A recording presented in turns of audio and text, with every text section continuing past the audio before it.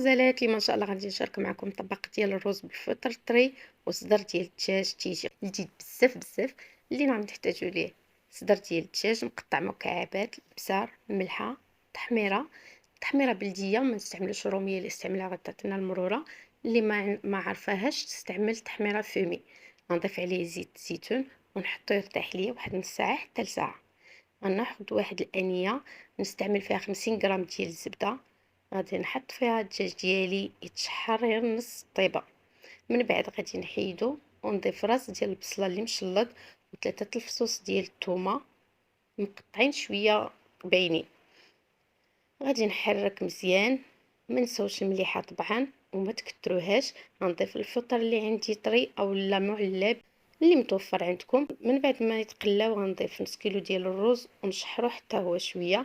الكاس باش عبرت الرز هو نفسه باش غادي ندير الماء.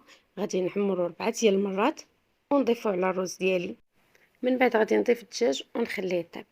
هنا غادي ندوزو باش نحضروا كريمه الطبخ اللي درت فيها ربعه ديال الحليب، معلقه ديال الدقيق حركتهم هما باردين عاد درتيهم فوق البوطه، الملح غنحركها تتولي عندي ثقيله شويه. من بعد نضيف عليها 100 غرام ديال الزبده حيوانيه، نحركها تذوب ونحيدها من فوق البوطه. من بعد ما نحيدها من فوق البوطه القوام ديالها كيف ما شفتوا هو هذا.